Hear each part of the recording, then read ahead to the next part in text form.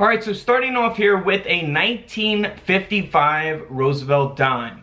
Now this coin here didn't sell for thousands of dollars, but it did sell for over $200. So this coin is 90% silver, of course, because it's from 1955, 1964 and prior for these Roosevelt Dimes are 90% silver. Now it is graded by PCGS, the coin grading company, at a very high grade, a mint state 66 plus with full bands. Here's an example of what full bands look like on the Roosevelt Dime. Those bands must be full. Now this is in excellent condition. So you can have a 1955 dime that's only worth, $5 or $10. In this case, it's worth over $200 because of its condition. Now in 1955, as we move on to this next coin here, 1955 for the Roosevelt Dime is the lowest minted Roosevelt Dime. They only produced a little over 12 million of these coins, which is a lot. It doesn't make it super rare, but it's a lot less in comparison to other dated Roosevelt Dimes. Now this coin here is graded by PCGS at a mint state 68. So an even higher grade for this coin here. This dime ended up selling at auction for over $9,000.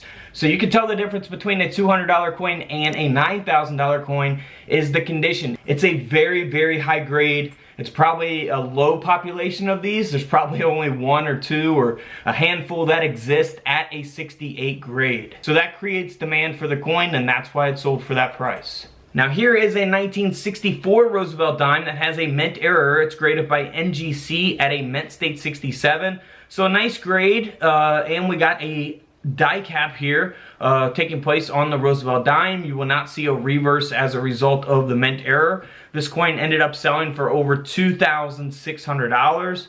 Can't beat that, man. $2,600 for 10 cents. Now here is a 1964 D mint mark. Now you may get this confused with like environmental damaged coins.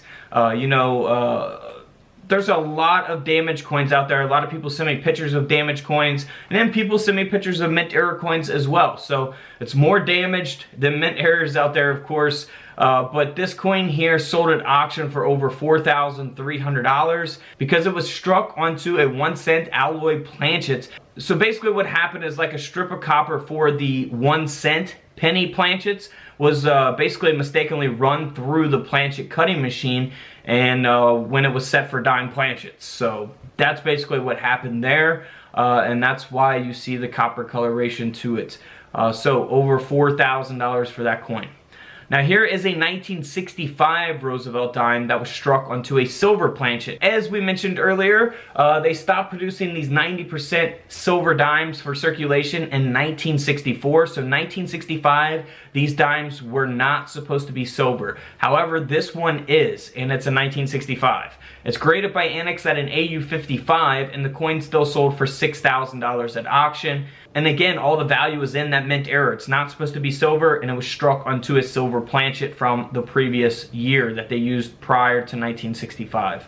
So that is what gives that coin value. Now this is the same case. Last coin sold for $6,000 at an AU55 by Annex. This coin here is graded by PCGS at a mint state 62, so a much higher grade here. A 1965 Roosevelt Dime design and date struck onto a silver 10 cent planchet. This coin sold for $9,000 at auction. So a $3,000 difference there in coins based on the condition of the coin and the grading company who graded it. Alright, so let's move on to a 1968 D mint mark because we're not going to stop at the 1965. This is a Roosevelt Dime design that was also struck onto a 90% silver planchet, graded by NGC at an AU55. This coin sold for over $5,700 at auction. And again, this is a 1968, so this is 4 years after they stopped using silver for these Roosevelt Dimes. So it's even more bizarre. I can understand the 65 because it's the year after, they stopped producing silver, but 1968, 4 years, that is pretty cool there. And that's why this coin sold for, nearly $6,000 at auction. Now moving right along here to a 1973 S Roosevelt Dime. Now this is the proof dime, so this is what you will see in your 1973 proof sets. This coin is graded by NGC at a proof 64 red cameo, and it was actually a Roosevelt Dime design that was struck onto a Liberia 1 cent planchet. So that is a huge mint error there, and that's why the coin sold for over $2,800 at auction. Now here is a 1977 Jefferson nickel design that was overstruck onto a 1977 Roosevelt dime. So that is very cool there. Graded by NGC at a mint state 67. You will see the design of both the nickel and the dime. I love these type of mint errors. They're just awesome, right? This coin ended up selling for over $5,600. Now we're getting more modern here as we go. Here is a 1998 Roosevelt dime. And you can see that, you know, it looks like the color of a penny, right? It's got the copper color to it, and that's because it was struck onto a 1 cent stock. So basically what that is that it was struck onto a dime-sized planchet that was cut from the cent stock, the 1 cent stock. So this is graded by PCGS at a mint state 64. Super valuable coin here. This coin sold at auction for over $4,400. Now here is an older dime. This is the silver Mercury dimes. This is a 1945. You know, 1945, pretty common date. However, this one has a very nice mint error. The coin has been double struck, and that is flipped over in collar. So you'll see that the coin has been double struck, the design of course, and you'll see the reverse design here flipped over onto the obverse of the coin. So you'll see that lettering there around the rim of the coin, and then here on the reverse of the coin, of course, you'll see the obverse design as well. So you'll see really that 1945 date there at the top. You can see the lettering and part of the neck there. Just really awesome mint error here. That's why this coin sold for over $2,800. Of course, the grade matters, which is the condition. You know, that's always going to play a factor in value in your coins as well. Now here is a no-dated Roosevelt dime that is 90% silver, and it had a fold-over strike. Now something like this, obviously, you know, we're not looking for in coin rolls. You know, this is a super rare mint error here.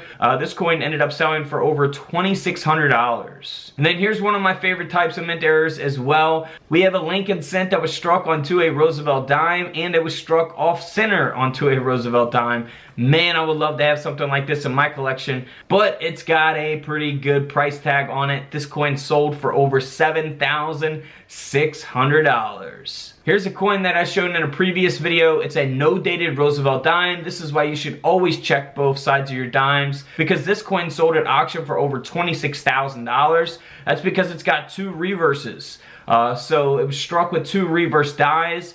It does not have an obverse, the front of the coin. So that is crazy. Someone who found that, man, super lucky, 26 grand. Alright guys, don't forget to subscribe in the middle. Feel free to check out the videos to the left of me. And until tomorrow, I'll see you guys in the comment section below. This is Couch Collectibles, and this is where I disappear.